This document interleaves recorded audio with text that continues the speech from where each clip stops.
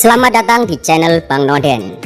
Di video ini kita akan membahas sebuah series yang sangat bagus, sebuah jalan cerita penuh teka-teki yang selalu bikin penasaran. Langsung saja yuk, berikut kisahnya. Film dibuka dengan memperlihatkan Kin yang mendatangi sebuah forum untuk menceritakan soal kejadian pembunuh berantai yang berwatak dingin yang membunuh korbannya dengan teknik pengintaian yang sangat baik. Pembunuh itu cenderung membunuh manusia yang berbadan besar yang sulit dirobohkan, seperti rusa jantan di alam liar. Pembunuh itu adalah sesosok pria dengan kulit putih berumur 35-40 tahun yang tujuannya melakukan pembunuhan itu karena ia anggap ini sebagai olahraga berburu dengan menggunakan panah yang langsung mengarah pada jantung. Setelah korbannya tewas, korban akan dimutilasi dengan dipotong beberapa bagian dan diambil satu bagian tubuh yang ia sukai. Bahkan organ dalam pun juga direnggutnya. Tak sampai di sana, organ dalam itu, contohnya jantung, akan dimakan sedikit oleh pelaku pembunuh berantai. Alasan pembunuh berantai itu melakukan ini adalah karena kisah masa lalu yang kelam karena perlakuan ayahnya kepada dirinya. Pembunuh ini disebut Deer Hunter, which indicates they are instead trying to believe that the deer hunter is in fact Neophyte. Sementara itu, di lain sisi, detektif akan menjadikan Sam sebagai saksi dalam kasus pembunuhan Boatman. For the rest of your life. It's Keenan, our husband. I tell you, Claire.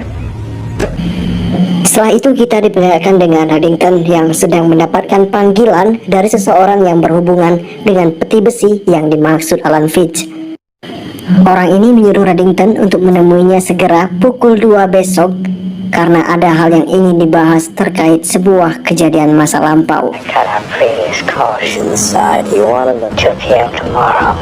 Setelah itu, Reddington bertemu dengan Kin yang baru saja berbicara di forum tentang pembunuhan berantai. Reddington yang tahu kalau Kin sedang membahas kasus itu membuat Reddington menyampaikan suatu hal tentang kasus itu. Tapi sebelum Reddington ingin membantu Kin harus menceritakan kepadanya terlebih dahulu di mana Volcom berada. Jadi di sini Reddington membuat sebuah kesepakatan. Kin pun awalnya tidak mau setuju dengan kesepakatan itu, tapi pada akhirnya Kin pun setuju karena Kin merasa bahwa Reddington mengetahui lebih dalam soal pembunuh berantai ini. Dengan kesepakatan itu, Kin pun mulai menceritakan siapa sebenarnya pembunuh berantai yang sering disebut dengan Deer Hunter seperti yang Kin ketahui. And woefully. Reddington mulai mengatakan siapa pembunuh berantai menurut pendapatnya, di mana menurut pendapat Reddington, pembunuh berantai itu bukanlah laki-laki, tapi seorang wanita. Hal ini bisa disimpulkan dari cara pelaku membunuh korbannya, yaitu dengan menggunakan panah dari jarak jauh tepat di jantung korban. Ini artinya pelaku tidak bisa memangsa korbannya dari jarak dekat, karena jika terjadi pertarungan fisik mereka akan kalah. Bukan cuma itu, jika memang pembunuh berantai itu pria, pasti ada bekas kejahatan seksual karena sebagian besar itulah motif pembunuhannya. Namun dari otopsi para korban, tidak ada tanda-tanda atau bekas penyimpangan seksual pada korban. Reddington kembali menambahkan kalau sebenarnya pembunuh berantai ini sudah melakukan aksinya selama 12 tahun. Bisa dibilang sudah malang melintang di circle pembunuhan. Dengan informasi ini, Kin bisa menambahkan ini sebagai acuan. They call the deer hunter, indicating the predator's suspect. Richard Kuklinski was 6'5". Warnos was a prostitute who lured her. Rule, there is an exception. Just like that. Oh. Keesokan harinya, Kin dan Risler mendapatkan hasil otopsi terkait korban terbaru di awal scene. Namun sebelum panjang lebar menjelaskan, posisi mayat sedikit berubah, yang membuat Kin mencurigai seseorang yang Kin tabrak tadi. Yang ternyata orang ini adalah salah satu mahasiswa tempat Kin memberikan pengajaran. Mereka pun membawanya untuk diinterogasi. Di lain sisi terlihat seorang wanita dengan kondisi hidup yang sangat tenang karena tinggal sendirian. Sepertinya dia sedang mendapatkan banyak masalah. Namun meski begitu, wanita ini akan segera pergi meninggalkan rumah untuk menemui seseorang bernama Chad Henning. Siapakah Chad Henning ini?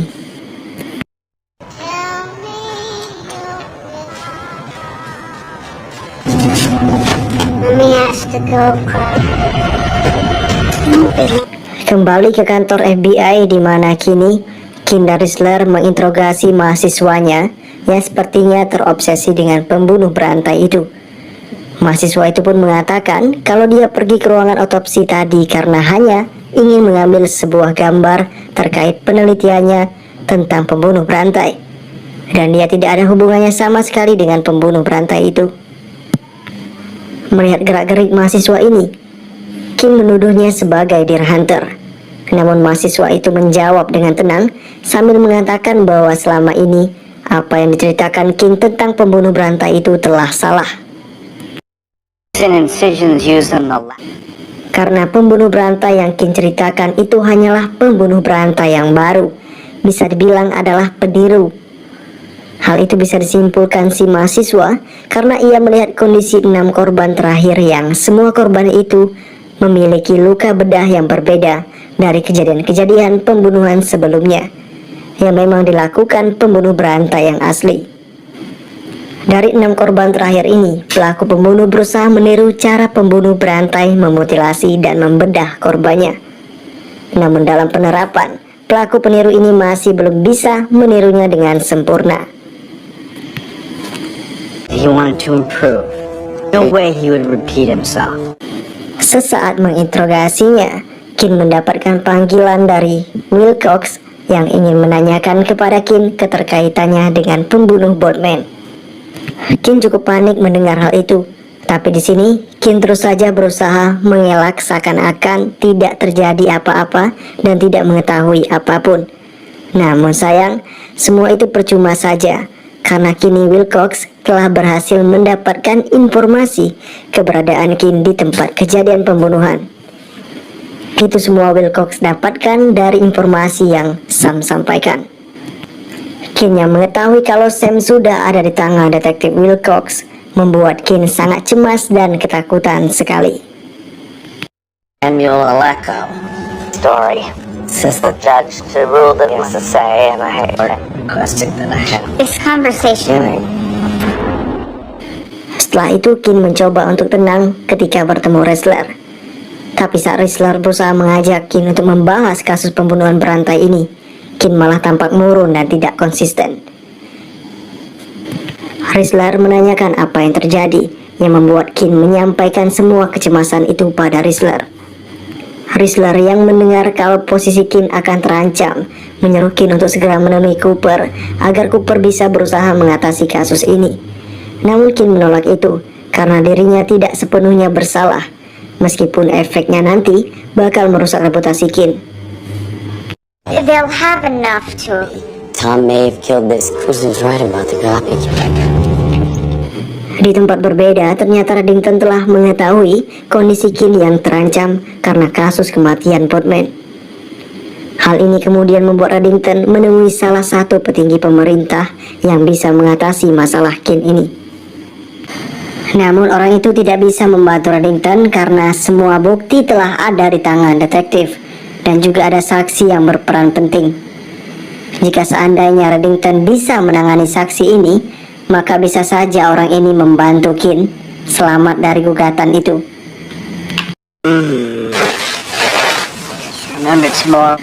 Scene kembali berganti memperlihatkan wanita tadi yang bernama Tracy sedang menemui seseorang yang merupakan istri Chad Henney. Di sana Tarsi mencoba menenangkan kesedihan yang istri Chad alami karena Chad selalu menyakitinya.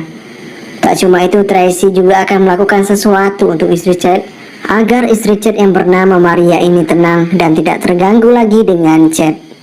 Kira-kira apakah yang dilakukan oleh Tracy?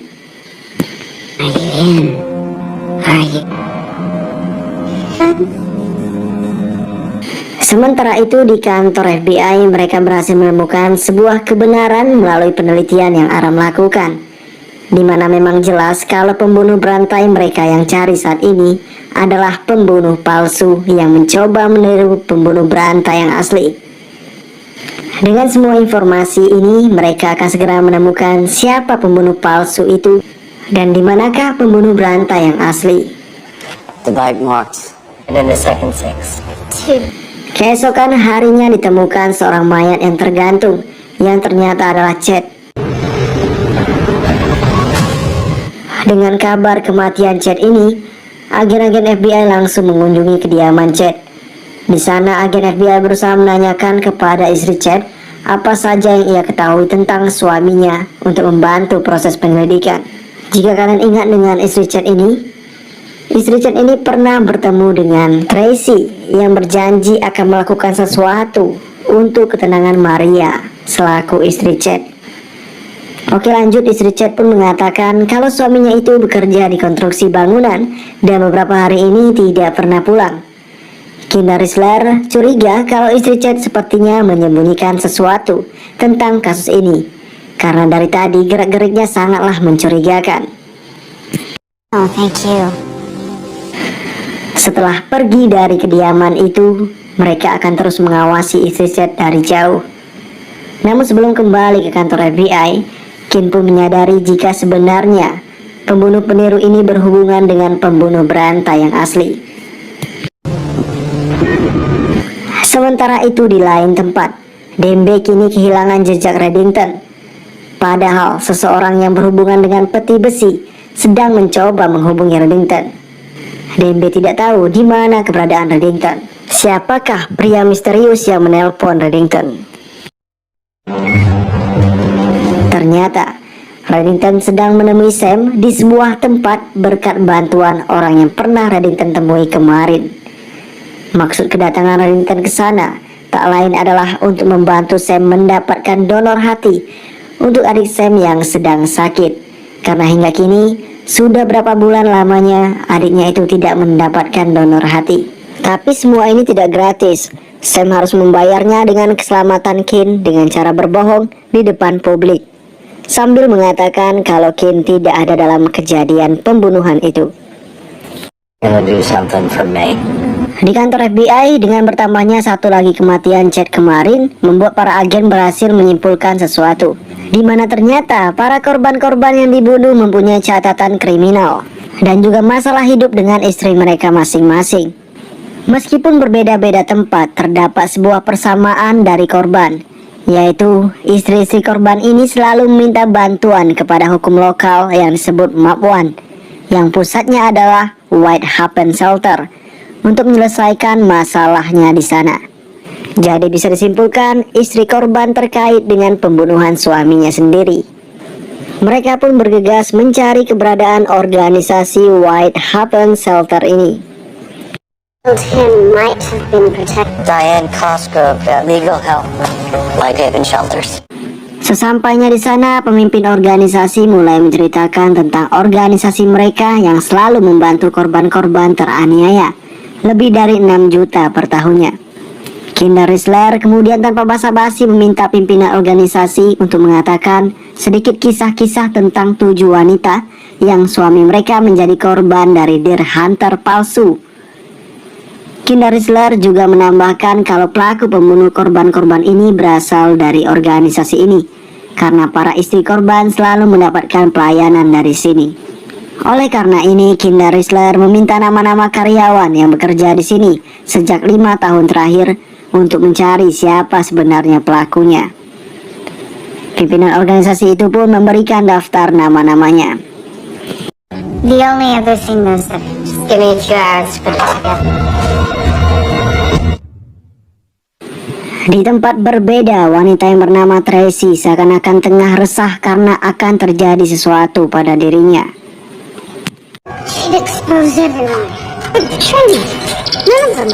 Di kantor FBI, Aram pun memberitahu Kinda Risler kalau Maria, istri Chad, korban terakhir pembunuhan berantai palsu, meminta mereka datang ke rumahnya. Sebelum itu, Reddington pun datang menemui Aram untuk menyuruh Aram melacak keberadaan nomor ponsel yang menghubungi Reddington kemarin, yang berhubungan dengan peti besi.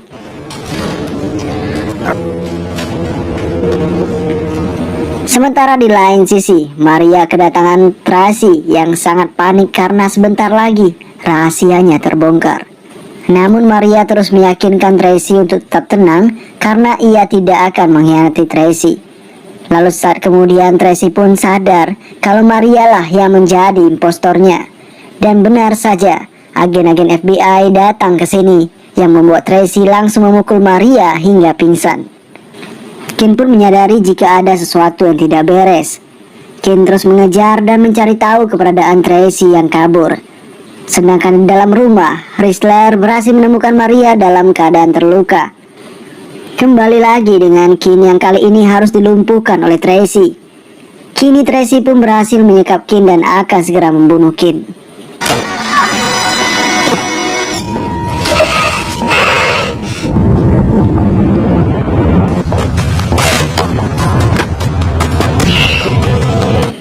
Namun Kin mencoba melawan, tapi sayang Tracy berhasil membuatnya tergantung.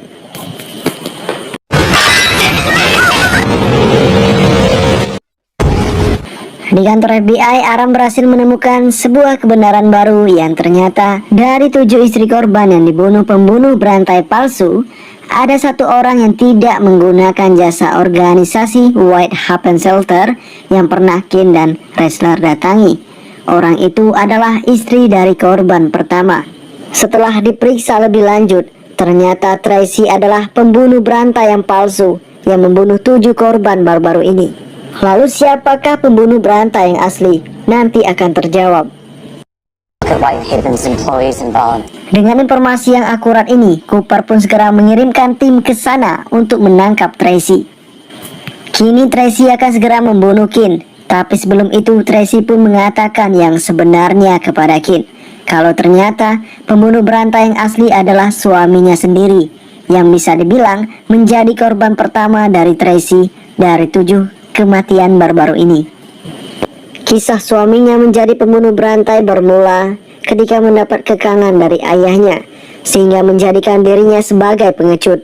Namun pada suatu waktu ia berhasil membunuh ayahnya dengan panahnya. Belum sampai di situ. Setelah membunuh ayahnya itu, membunuh orang lain dengan panah kini menjadi kegemarannya. Karena hal ini terus terjadi, Tracy memilih berpisah. Tapi meski telah berpisah dan tinggal bersama adiknya, suaminya itu bisa melacak keberadaan Tracy dan membunuh adiknya Tracy. Sesaat akan segera membunuh Tracy, Tracy berhasil membunuhnya dengan panah yang biasa digunakan suaminya itu. Tracy awalnya ingin melaporkan kejadian pembunuhan yang ia lakukan, tapi Tracy tidak mampu melakukan itu dan malah menjadikan dirinya sebagai pembunuh para lelaki bajingan yang menyakiti seorang istri. Tracy sengaja bekerja di White Haven Shelter untuk mencari istri-istri yang teraniaya agar Tracy bisa membantu mereka dengan cara membunuh suami mereka. But it's worth all the things after. Sick. Dengan semua kisah ini, Kin pun mengatakan kepada Tracy kalau Tracy sama-sama busuknya dengan suaminya itu. Hal ini membuat Tracy marah dan akan membunuh Kin. Beruntung Kin berhasil menggunting leher Tracy seperti yang dilakukan Tom pada Woodman. Tracy pun semakin kesulitan bernafas dan akan segera tewas. Namun beruntung Rizzler dan agen-agen FBI berdatangan, yang kemudian mencegah Kin membunuh orang. To give them back their lives.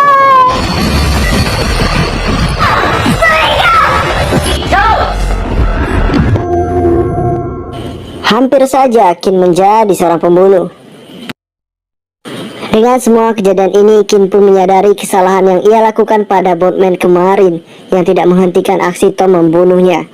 Kin pun akan menyerahkan dirinya ke Wilcox. Rizzler mencoba mencegah Kin melakukan itu, tapi tetap saja Kin akan melakukannya. Children, That doesn't. sanctified, you consider how many don't ask me to feel your pain. Di kejaksaan, Sam akan bersaksi di bawah sumpah untuk mengatakan kejadian yang sebenarnya. Wilcox terus mengharap Sam mengatakan yang sebenarnya, tapi sayang Sam malah berbohong dengan mengatakan kalau Kin tidak ada dalam kejadian itu. Apa yang dilakukan Sam ini 100% karena bantuan Reddington kepada adiknya Sam.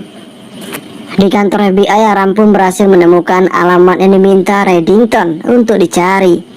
Dan tanpa pikir panjang, Red dan Dembe bergegas ke sana. Tapi sayang, orang yang menghubungi Reddington tadi sudah tidak ada di sana dan hanya meninggalkan sebuah telepon.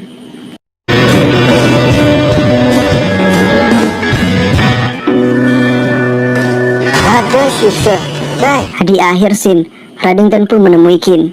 Di sana Reddington mengatakan pada Kin bahwa kasus pembunuhan berantai kemarin mereka berdua sama-sama benar, karena pembunuh asli adalah laki-laki, sedangkan yang palsu adalah wanita.